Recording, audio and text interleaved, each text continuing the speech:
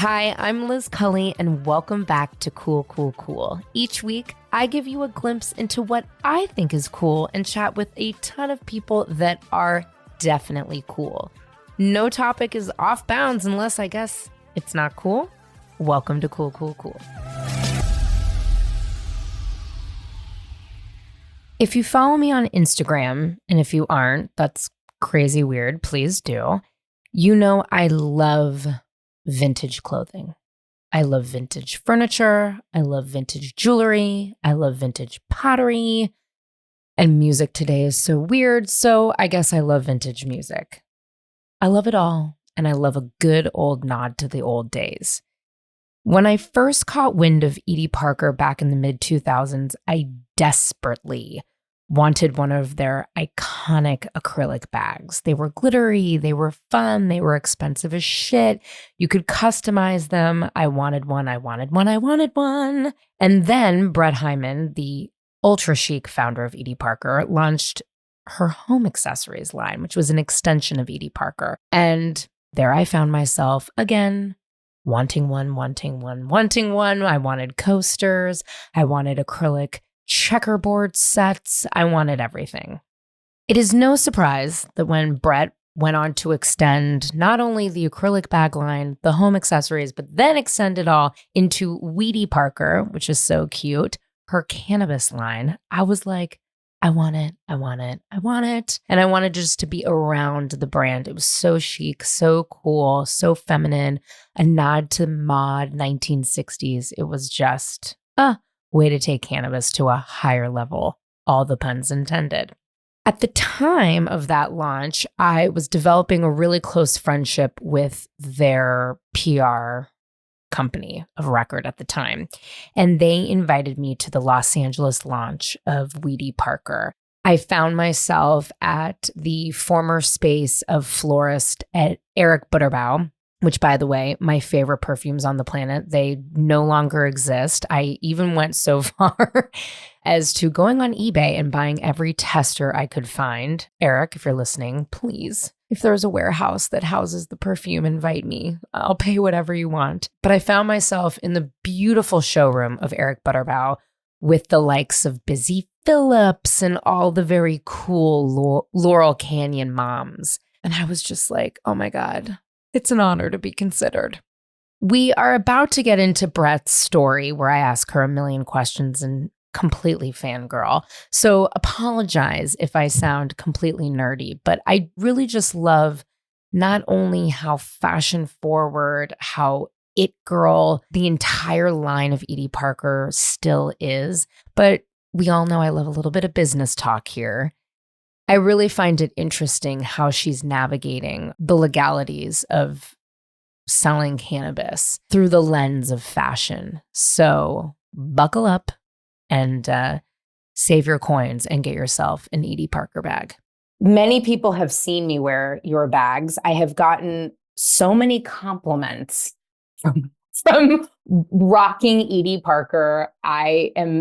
Like those acrylic bags that you have created are so iconic and synonymous with, I think, going out, feeling fun. Was that always the plan? When you first started Edie Parker with the acrylic bags, was it like evening was kind of the marker, or like what was the precipice for it? I think evening was the opportunity originally. My background had been in fashion PR, and I had covered accessories at Gucci and Dolce & Gabbana, and I felt like evening was just not a category that anybody paid attention to. And I was young, I was like 22 when I started working at Gucci, and I went out all the time. And so I thought, and like, I think it was like around that time too, like it was a lot of like jeans and a top. And so I always wanted like kind of a fab accessory and a fab bag. And I had collected these vintage bags since high school, these acrylic bags. And so I used to wear them a lot. And inevitably, anytime I wore them out, there was so much attention paid to them. Like people had this like overwhelming sense of nostalgia around them. Like, oh, my aunt had a bag like that. My grandma had a bag like that. Or they were just curious about them. And so I really felt like there was an opportunity in quote unquote evening, but I don't think I thought like these are going to be a real red carpet staple. I thought like it was just something that I would have want to wear out in a casual or a dressy way. And because again, evening at the time was so dressy. It was like things that you wore with a gown and not just with jeans going to the club. Which I love because for me, in my early 20s, like being in New York and then going to San Francisco, I look at photos, which I mean, I have so many thoughts and so many feelings, but I look back and the bags that I rocked, I'm like, first of all, where did I get that money? I'm like, because definitely my parents weren't buying them for me, whatever. I mean, I'm a city kid. So obviously I grew up with quite a bit of privilege, went to Common of the Sacred Heart. Like we were rocking Gucci shades and Kate Spade bags and shoving Marlboro lights and like little bottles of Malibu in ninth grade, just like being menaces to fucking society. But I look back and I had like the Fendi, like the classic Fendi, like Marc Jacobs bags, like all of the bag for me was such a big deal. And it's so interesting now. And why I love your brand so much is I struggle when I'm going to Golden Globes, Oscars now for work. I never know what evening bag to me is so hard. I'm like, oh my God, because you need a couple of staples, but then sometimes you want to have fun. And what I love about the acrylic bag is that like I've got the ice block, which is so fun because from straight on, it's, quite classic. And then you've got these little nods. Another thing that I felt like became sort of a nod to cool girl was how you started to personalize things. And I think personalization is so fun. Again, I'm a WASP. I come from like my fucking towels are monogrammed. My wife is like, why do you have to monogram all the towels? I'm like, I don't know. I grew up with monogram towels. Because you do. Because you do. Because you do. When did you have the thought that customization of the bags was something that you wanted to do? How did you try that out? Yeah, I'm like you. I just think that like everything is better with your name on it, which like probably makes me quite a narcissist. But like I felt like the whole sort of what we were doing at Edie Parker was like, how can we take this vintage inspired classic thing and make it feel a little bit more rock and roll, a little bit more modern? And so I think the idea of like, oh, like, you could have something pretty like this acrylic bag with like your small initials, but what if you put your name on it in glitter and script and really like everything was just like a conversation starter? Like, how do you wear something that someone wants to come up and ask you about? I used to say it's not really for like the shy girls because like every bag would be something that people would want to talk to you about. And that's when we started like, first we started with your names and then we started with phrases and then like divorced on a bag or like your phone number in a bag. Like things that were just kind of wild and irreverent, I always say that like life is serious, your accessories don't have to be. And so I think if you're spending $1,000 on a bag and you're personalizing it, like let it be irreverent. Let it be something that's like a great centerpiece on your coffee table when you're not wearing it. Let it be something amazing when you're out and about. And so it was just kind of that attitude of like someone with a lot of confidence who puts it all out there a little bit. The brand does feel really fun, irreverent, like fresh. I think sometimes the perception of fashion in New York, especially you coming from these legacy brands, I mean, Gucci has had a real resurgence in terms of color and like, having a lot of interesting collaborations. You've seen Disney, Supreme, et cetera. But New York, for the most part, like listen, I love all black. I probably wear more black than most LA girls, but you don't see a ton of color and irreverence, generally speaking, in New York. Right. Did you feel like sometimes it was harder, like to get people to be a little bit less buttoned up in New York, or did your kind of tribe just find you? And that's also, I guess, a brilliant marketing tool of sticking out in fashion. I mean, I think it's easy to be irreverent with something as sort of like inconsequential to your outfit as your handbag, and I think that was the point where it's like, you could wear an all black outfit or you could wear a black evening dress. And then like your fun piece is this bag where it's like, you can tuck it under if you don't want to be bold, but it's like, it's a safe way to take a chance. I also think, when we started doing personalization, we started doing it early in 2011 before like, we put our names on everything. I think it was the beginning of really wanting to have like this individuality and to really like take a picture of yourself with your name or something that felt sticky. And so I think it's just like we caught the early wave of that, and we caught it. It was like early influencer days, like when Giovanna Battaglia wore that and like, put it on her head, or, Anna Della Russo. It was like the beginning of women who had a lot of personality as being the women that we kind of look to be like, I want to dress like that. That's cool. Yeah. The bags have also become, as you mentioned, like statement pieces, even now in like a political time, right? Versha, who I work with at Condé from Teen Vogue, went to the Met Gala and used her Edie Parker bag, to make a statement. A lot of women have. You guys have made awesome merch, kind of reflecting of the political times. Did you ever think that like a fashion accessory could be such a political statement? I mean, probably not in the literal way that we make statements, like we'd like Versha, and then also like America Ferrera, Busy, Oh, Phillips. that's right. I forgot make, about America. Yeah, that was awesome. Yeah. Yeah, but those are like, I mean, they're pretty literal. But I think, look, I mean, I think the reason that I'm attracted to fashion and when fashion is its best is like because it's reflecting what's happening in culture. And there is like a liberation to fashion and like taking control of your bodies and what you wear, whether it's next to nothing or, a burqa. I mean,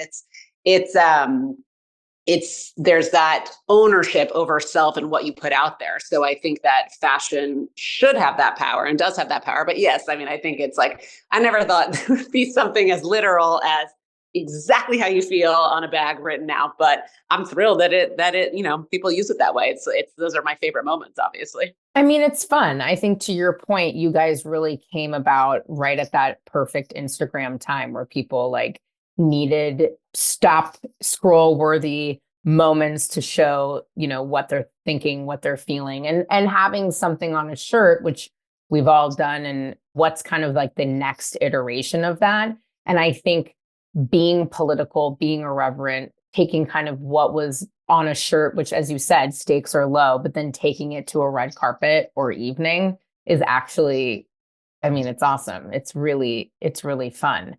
You expanded the brand into Edie Parker, which the listeners have known. I am the unofficial, official biggest CBD influencer in the world, which, by the way, so you might not know, Brett, I started that. My wife is always like, this is so like Borat vibes that you did this. I had been just talking about CBD forever. But I just kept saying, like, I'm the biggest CBD influencer in the world. And you know what?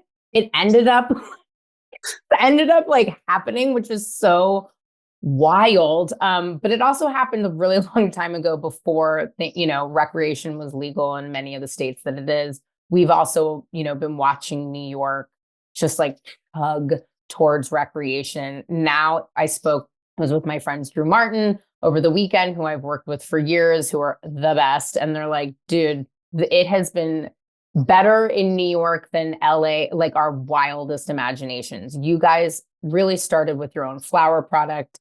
You had amazing little rolling papers. Really, you created a cannabis line for us girlies that are, wanted to be fashionable and make a statement with cannabis. How did you just say like, fuck it and dive into cannabis well before it became recreational in New York? That's a risk. I mean, yeah. you know what I mean? You made the little carts that you had during Fashion Week. Like, I've been watching it all. I'm a super fan. Your team will tell you. I love it. Oh, nice. But you definitely were like, yeah, fuck this. I'm going to do it. Talk to me about it.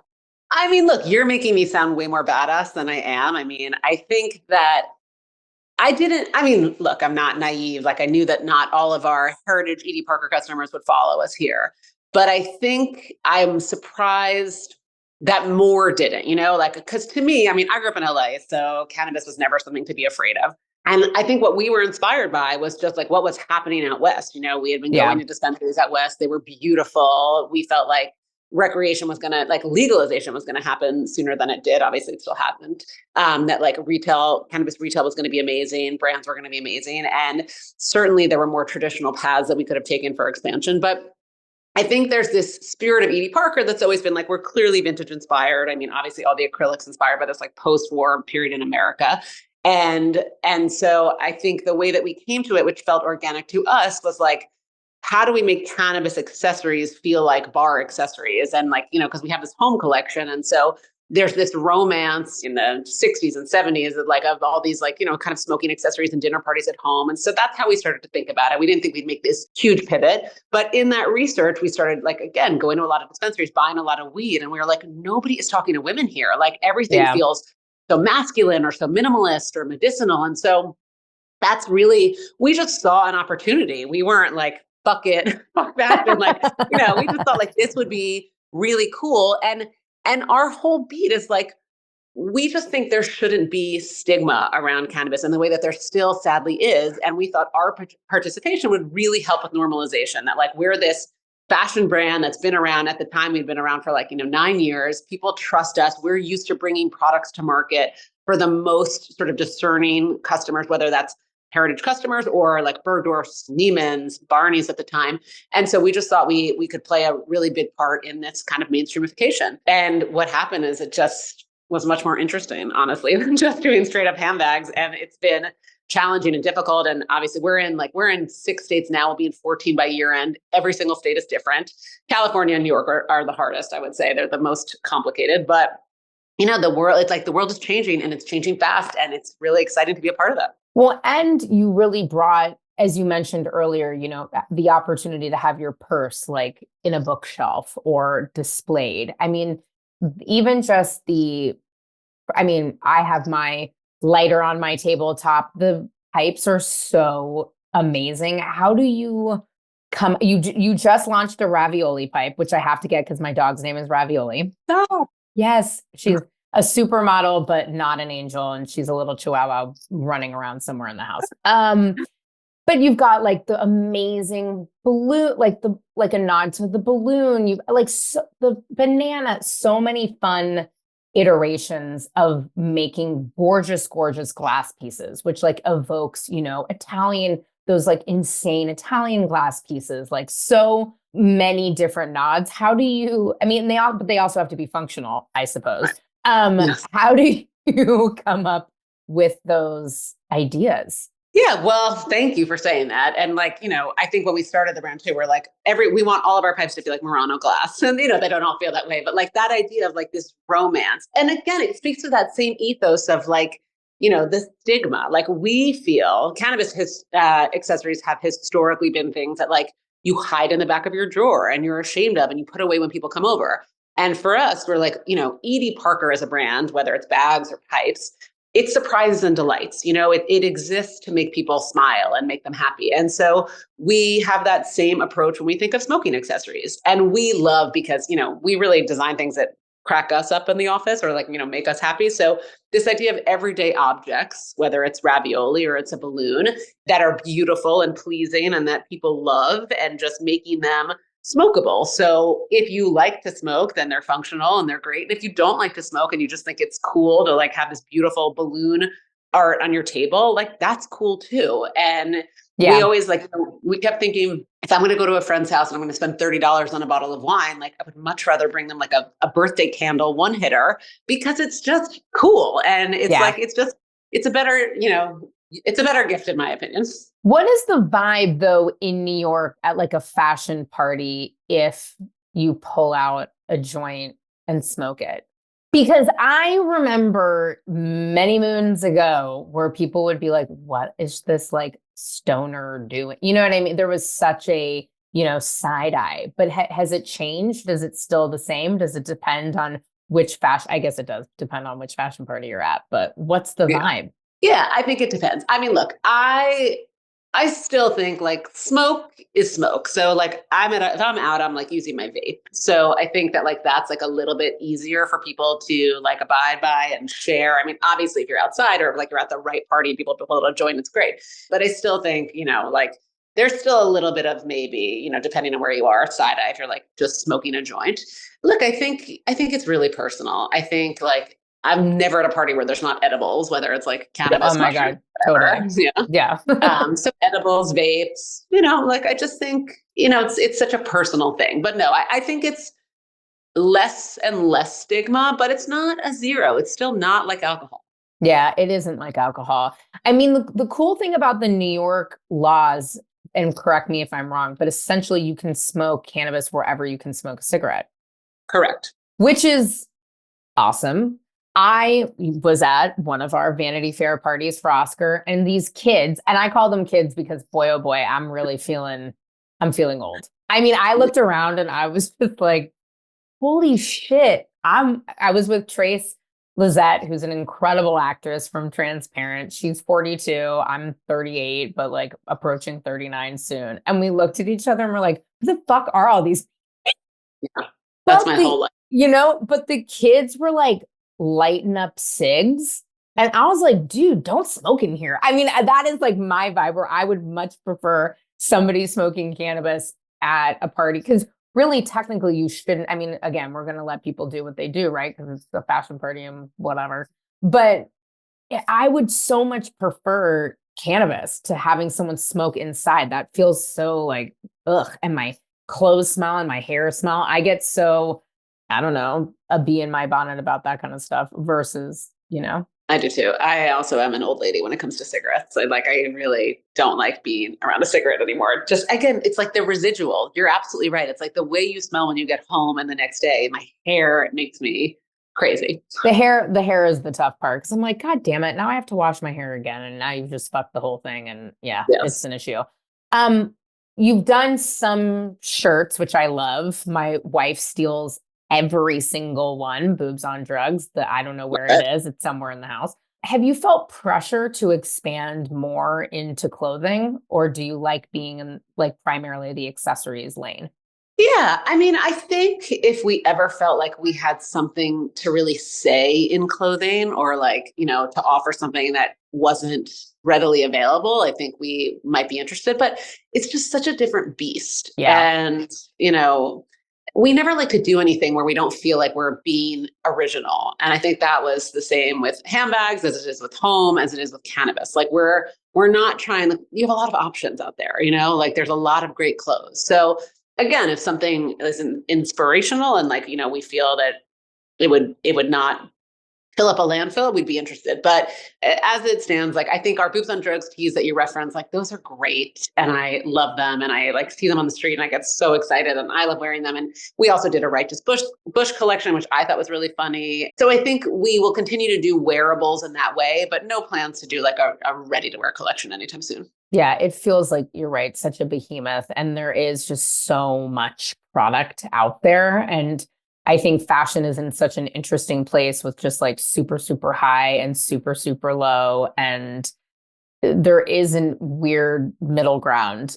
Speaking of different levels, what I also love about how you expanded the brand is you've got the like $500, $600 to $1,000 acrylic bags, which are truly like lifetime investment pieces. Totally.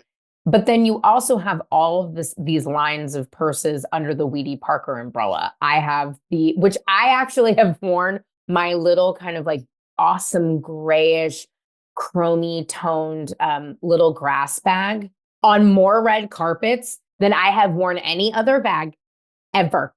Literally ever. And in fact, I will tell you, Reese Witherspoon told me not only she liked my earrings, but she loved my bag. You told us that. I love that.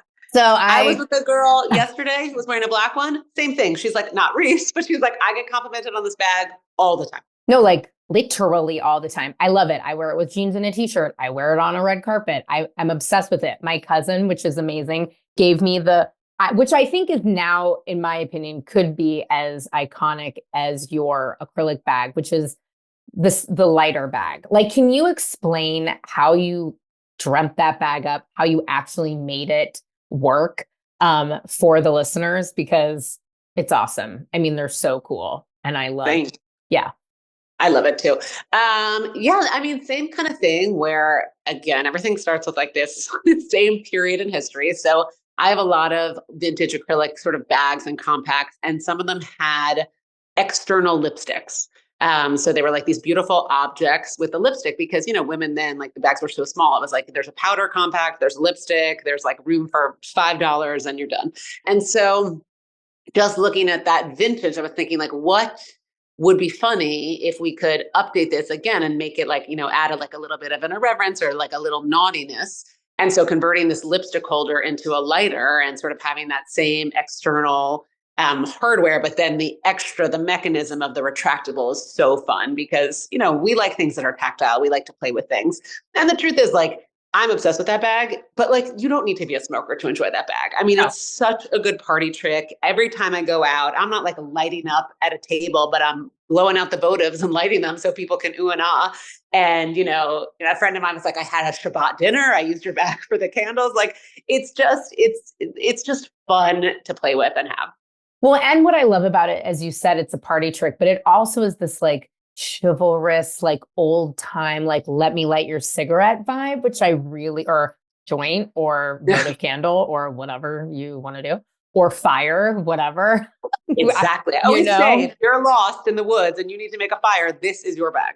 It's awesome. It's just, again, it's really fun. And I think there's been a lot of loss of like those thinking outside of just kind of the mass and the norm. I think I don't mean to be cynical, but I have been sitting, watching the shows from the last year or two. A couple of shows really I've resonated with, but overall, fashion just feels like it's in this really weird sort of Instagram, like it's locked in the shackles of Instagram and TikTok world.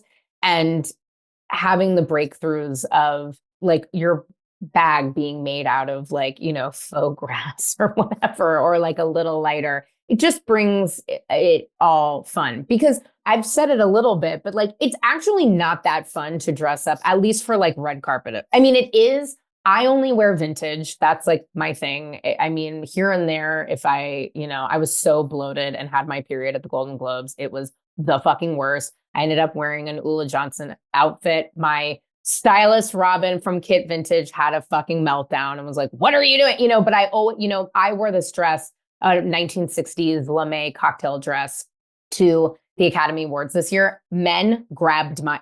People were grabbing me being like, oh my God, like, what are you wearing? I'm like, dude, this is just like a no name. You know what I mean? Like, whatever. And I think bringing those fun elements into it makes it fun for me. But overall, like sitting in hair and makeup and being exhausted isn't fun. So a little party trick or, telling the establishment to go fuck themselves on an acrylic bag is where we thrive, Yeah. I mean, again, like everything is so heavy. Everything is sad. Like we can't have abortions anymore. We can't do anything. So it's like, I just think when we're talking about fashion, everything feels extra. Like it's not that it's unnecessary, but like, after a certain point it is. And so if you're going to buy something new and if you're going to get dressed, I feel that it should bring you a little bit of relief, a little bit of joy. And like, for me, that's the fun. And that's why I buy vintage too. Cause it's like, this is fun. There feels like there was a story here. It was designed with like, just like a sense of joyfulness. And so I'm with you. I think like, that is for me the appeal of fashion, period, full stop, is like what is fun and what's going to make me smile when I put on my clothes. Otherwise, like I'm never getting out of my Levi's in a t-shirt. Like that is like ever. We're fine. Yeah. Vintage is also really having a moment, I think, which I love for my friends in vintage, because I think a lot of people don't understand why some pieces cost the way that they do. I think I'm also really seeing on Instagram, I mean, I'm one of those people, crazy vintage hunters. Do you see the effects of vintage, kind of the rise in curiosity, especially with everybody being so obsessed with the 90s and early 2000s, which by the way, I keep saying are 10 years ago. Apparently it's not. I love it when they're like vintage Jean-Paul Gaultier, like 2002. I'm like, dude, that's not vintage. Like, Totally. what? Totally. But I guess it is, which makes me want to die. Has that affected your business at all? Have you seen people like more, even though you are obviously a new, fresh brand, but you have vintage nod, have you seen sort of any kind of repercussions from the interest in vintage hunting and vintage from the internet? I don't know specifically that. What I have noticed and felt myself too. I mean, look, I'm like you, clearly like a sort of a historian of fashion in that way. Like, have always been obsessed with fashion and old designers, and I think there was this period when we launched where we were extremely popular and we were on like every red carpet ever. And you know how fashion trends go. And then I think it's cyclical. And so I think there was like a natural just kind of quieting where it was like, people weren't necessarily like wearing the acrylic bags as much, or, like red carpets are so commercial. So I think with a lot of celebrities, like when they're wearing a look, they have to wear the whole look. So I think there was just a natural sort of, and then like COVID didn't help, obviously. So I didn't see the bags as much. And now again, because things come back, now I'm just starting to see them more, both like on red carpets and in my own peer group. Like when I go out at night, there's a time when like there was a time when I was seeing everybody had one. Then there was a time when I wasn't really seeing them. And now I feel like people are rediscovering them the way they rediscover vintage or just things in their closet that are like, that's awesome. I haven't worn that in a while. I'm going to bring it back. So I don't know if it's the same principle, but just that idea of like what's old is new again. Yeah, 100%. I mean, I think I love going through my closet and discovering old things because I'm like, oh shit, I need to not continuously buy a bunch of shit, which I do all the time. I'm like, ooh, but actually, to be honest with you, I don't, because we decided to buy 100+ year old house and now we're completely redoing it. So throw me into the middle of the 405. One kind of ridiculous, but maybe one of the final questions to land on. How annoying and how impacted has your design for the acrylic bag been on the size of the iPhone changing? I mean, it's a great question. And yes, I mean, less now, but historically, every time a new iPhone came out, we had to change the shape of the bags. I mean, just, obviously by whatever it was. And that is the beauty of manufacturing in America. Like we, always made the acrylic bags by hand in the US. And so we wouldn't manufacture in the thousands and like have them sitting on a shelf waiting. Like, so we were able to adapt and be nimble, but it was a pain. I can't imagine, because I do have some bags where I'm like, oh, damn it. I mean, and they just feel like they literally feel like iPads. And unfortunately, when you are going out, you don't necessarily have pockets.